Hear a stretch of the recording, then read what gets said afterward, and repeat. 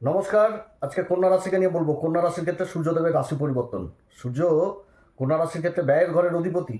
এবার যে পরিবর্তনটা হচ্ছে, কর্মের ঘর থেকে বেরিয়ে চলে আসবে লাভের ঘরে।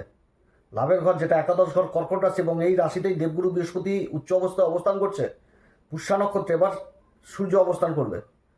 তো সূর্য ব্যয়ের ঘরের অধিপতি হয়ে গুরুর সাথে অবস্থান করবে লাভের ঘরে। কীরকম প্রভাব দিবে কন্যা রাশির ক্ষেত্রে, কন্যা রাশির ক্ষেত্রে কোন দিক থেকে লাভ, কোন দিক থেকে বিশেষ সাবধান, সমস্ত কিছু আজকের ভিডিওতে তুলে ধরবো। তো যাই হোক, অনুষ্ঠানটি শুরু করার আগে সবার প্রথম বলি যে এটা কিন্তু গ্রহের গোচরের উপরই আলোচনা করা হচ্ছে, কারো কোনো রকম ব্যক্তিগত পুষ্টি ধরে আলোচনা নয়। যদি অনুষ্ঠান ভালো লাগে তো লাইক, শেয়ার, কমেন্ট, তার সাথে সাবস্ক্রাইব করবেন। সূর্যদেবের পরিবর্তন, এক মাসের পরিবর্তন। 16 তারিখে সূর্য পরিবর্তন করবে, 3টি নক্ষত্র অবস্থান করবে। পুনর্বসু নক্ষত্র, পুনর্বসু নক্ষত্রে 20 তারিখ পর্যন্ত থাকবে। 21 তারিখ থেকে আবার জুলাই মাসের 3 তারিখ পর্যন্ত পুষ্যা নক্ষত্রে থাকবে, এবং তারপরে চলে আসবে অশ্লেষা নক্ষত্রে। 4 তারিখ থেকে অশ্লেষাতে চলে আসবে, 16 তারিখ পর্যন্ত বুধের নক্ষত্রে থাকবে। রাশির অধিপতির নক্ষত্রে থাকবে 4 তারিখ থেকে। আর তার আগে পুষ্যাতে তো দেবগুরু বৃহস্পতি অবস্থান করছে। দেবগুরু বৃহস্পতির সাথে পুষ্যা নক্ষত্রে থাকবে, শনির নক্ষত্রে থাকবে। অধিপতি দেবতা দেবগুরু বৃহস্পতি। তো সূর্যের এই যে পরিবর্তনটা হচ্ছে এই মাসে, সেটাও না, এই মাসে কিন্তু অনেকগুলো পরিবর্তন রয়েছে। যেমন মাসের শেষের দিকে শনি বক্রি হয়ে যাচ্ছে, 27 তারিখে শনি বক্রি হবে। 31 তারিখ পর্যন্ত শুক্র অবস্থান করবে, তারপরে শুক্রের রাশি পরিবর্তন হয়ে রাশির উপর শুক্র অবস্থান করবে নিচ অবস্থায়, এবং শনি দ্বারা নিজভঙ্গ হবে। এটা একটা কিন্তু খুব ভালো পরিবর্তন আগামী দিনে আসছে কন্যা রাশির ক্ষেত্রে, যেটা নিয়ে আলোচনা করব।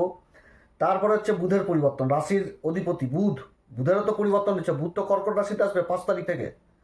জুলাই মাসের 5 তারিখে বুধ, সূর্য এবং দেবগুরু বৃহস্পতির অবস্থান হয়ে যাবে লাভের ঘরে, একসাথে অবস্থান। অপরদিকে আবার মঙ্গলের পরিবর্তন রয়েছে। মঙ্গল আবার একদম 2 তারিখ পর্যন্ত থেকে রাশি পরিবর্তন করবে। মঙ্গল মিথুন রাশি থেকে মিথুন রাশিতে চলে আসবে। মঙ্গল মিথুন রাশিতে অবস্থান করবে, মঙ্গলের অবস্থান হবে। এবং আরও একটি বড় পরিবর্তন হয়েছে, সেটা হচ্ছে রাহুর পরিবর্তন। নক্ষত্র পরিবর্তন করবে রাহু, ধনিষ্ঠা নক্ষত্রে প্রবেশ করবে আগস্ট মাসের একদম 2 তারিখে। এতগুলো পরিবর্তন হয়েছে। এবার এই যে সূর্যের পরিবর্তন, দেবগুরু বৃহস্পতির সাথে যে পরিবর্তন হচ্ছে, মানে অবস্থান করবে গুরুর সাথে অবস্থান লাভের ঘরে, ব্যয়ের ঘরে অধিপতি হয়। তো এখানটাতে কী হবে, লাভের ঘরের অধিপতি যখন ব্যয়ের ঘরে আসে, তো মানে এই জায়গাটাতে লাভ আর ব্যয়, যারা কাজকর্ম করছেন জীবনের যে কাজই করুক, তার মধ্যে একটা সমতা, তার মধ্যে একটা ভারসাম্য, এটা কিন্তু বজায় রাখবে দেবগুরু বৃহস্পতি। কারণ এখানটাতে জ্ঞান কাজে লাগবে, তো একটা বিবেক আসবে মনের মধ্যে যে কীভাবে নিজের ব্যয়কে মানে ঠিক মতন করবো। তো আয় আর ব্যয়ের কিন্তু সমতা বজায় থাকবে এই সময়কালে, এই কন্যা রাশির এই দেবগুরু বৃহস্পতির সাথে অবস্থান করার।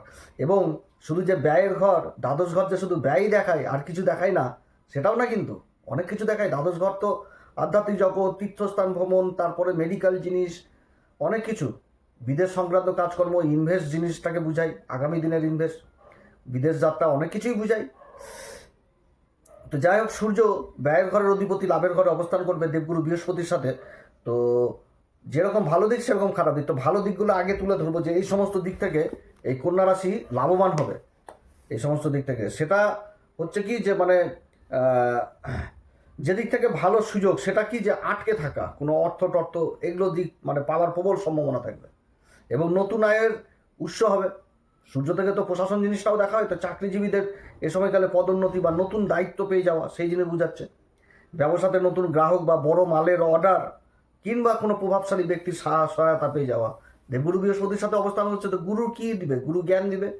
গুরু মানে গুরু পথ দেখাবে, যেই পথে হাঁটো সেই পথকে, সেই পথের অনুসারে মানে হুকুমদারি করবে রাজা। দিবে কাকে? মঙ্গলকে। মঙ্গল এখানটাতে যে কাজটা, মঙ্গলের যে ঊর্জা, সেটা শনি দ্বারা পরিচালিত হবে, এরকম জিনিসটা। অর্থাৎ এই সময়কালে মানে ভালো কোনো প্রভাবশালী ব্যক্তির দ্বারা কিন্তু সহযোগিতা পাওয়া যাবে কর্মক্ষেত্রে, সেটাও কিন্তু বুঝাচ্ছে। এবং তার সাথে বিদেশ সংক্রান্ত কাজগুলো হবে, বিদেশের কাজগুলো, আমদানি রপ্তানি, এগুলো হবে। তো অবস্থান যথেষ্ট ভালো। তো রাহুর অবস্থানও যথেষ্ট ভালো। আবার কেতুর অবস্থান, কেতু তো দ্বাদশ ঘরে রয়েছে। শুক্রের পরিবর্তন আবার জুলাই মাসে হয়ে যাবে। তখন কি হবে? অনেক দিক থেকে উন্নতি, অনেক দিক থেকে উন্নতি। বিদেশ সংক্রান্ত কাজ, অনলাইন কাজের সাথে যারা যুক্ত রয়েছেন সেই দিক থেকে কাজ ভালো অবস্থান। বড় ভাই বোনের সাহায্যও পাবে কর্মক্ষেত্রে। এবং দীর্ঘদিনের কোনো মনের ইচ্ছা, সেই ইচ্ছাও কিন্তু পূরণ হওয়ার প্রবল সম্ভাবনা থাকবে এই সময়কালে। সমাজে মান সম্মান পরিচিতি সমস্ত কিছু বৃদ্ধি পাবে এই কন্যা রাশির। এবং দেবগুরু বৃহস্পতির সাথে অবস্থান করছে। দেবগুরু বৃহস্পতি তো ধর্মের কারক, আধ্যাত্মিকতার কারক, মায়া মমতা পরোপকারিতা, এগুলোই তো গুরু জ্ঞানের কারক। তো সূর্যের সাথে লাভের ঘরে এই যে অবস্থান হচ্ছে, অর্থাৎ ধর্মীয় কাজে, আধ্যাত্মিক জগতের কাজে, সমাজসেবার কাজে, এই সমস্ত কাজে কিন্তু মানে যথেষ্ট মন ছুটবে এবং করবেও, এবং তাতে সুনাম সুখ্যাতি যশ এগুলোও কিন্তু বৃদ্ধি পাবে এই কন্যা রাশির ক্ষেত্রে। তো কন্যা রাশির ক্ষেত্রে এই সমস্ত বহু দিক কিন্তু উঠে আসছে, এবং তার সাথে এটাও উঠে আসছে যে আয় আর ব্যয় মানে সমতা বজায় থাকবে গুরুর জ্ঞানে, যে খরচা টরচা ঠিক মতন করে করতে হবে, খরচার পাতি ঠিক মতন করে করবে এই সময়কালে।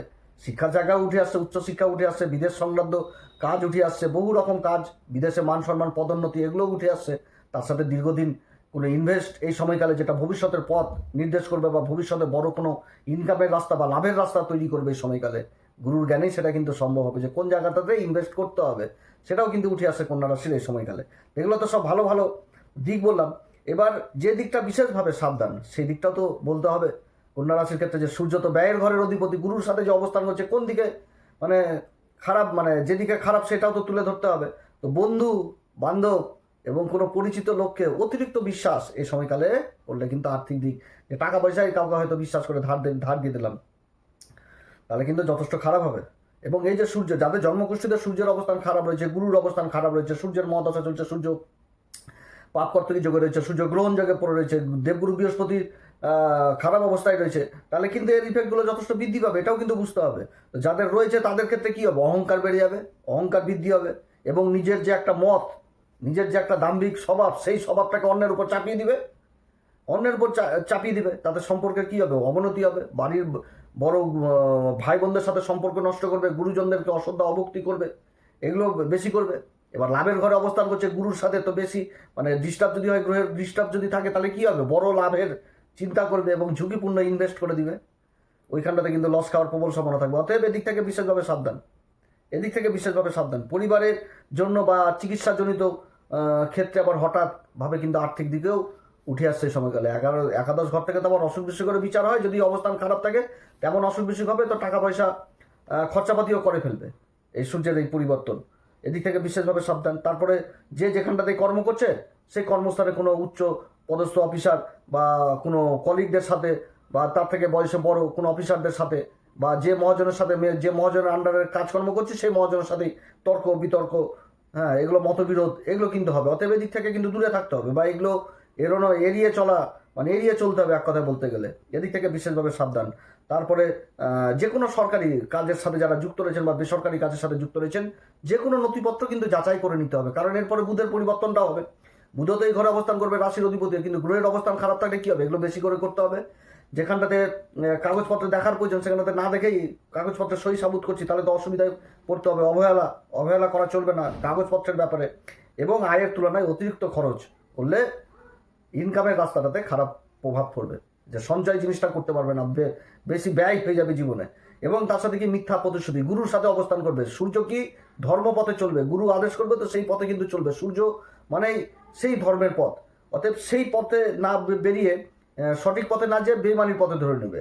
এবং সূর্য গুরু একসাথে অবস্থান, যদি গ্রহের অবস্থান খারাপ থাকে তো ঘুষ নেওয়ার প্রবৃত্তি, সরকারি ট্যাক্স এগুলো ফাঁকি দেওয়া, এগুলো কিন্তু বুঝায়। তবে একাদশ ঘরে যে সূর্যের অবস্থান, এই অবস্থান কিন্তু যেটা সব থেকে ভালো, মানে খুবই খারাপ প্রভাব দেয়, সেটা হচ্ছে কি মিথ্যার সঙ্গ দেওয়া, মিথ্যা কথা বলা, মিথ্যাকে প্রশ্রয় দেওয়া, এগুলো কিন্তু করা যাবে না।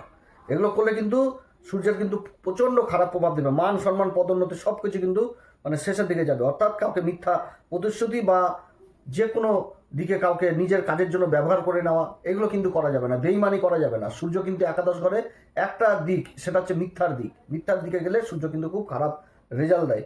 এবং তার সাথে সর্বশেষ একটাই কথা বলবো, যাদের অবস্থান খারাপ রয়েছে তারা কিন্তু ভুল করেও অত্যধিক লাভ বা ঝুঁকিপূর্ণ লাভের এই সমস্ত দিক চিন্তা করে কোথাও প্রলোভনে পরে ইনভেস্ট করবেন না, এটা হচ্ছে মেন জিনিস। এই সময়কালে কোন উপাচার করবে, প্রত্যেকদিন হনুমান চল্লিশা, বজরংবাণ, শ্রীরাম সীতা প্রণাম মন্ত্র সহকারে পাঠ করুন, সূর্যদেব অর্ঘ্য দিন।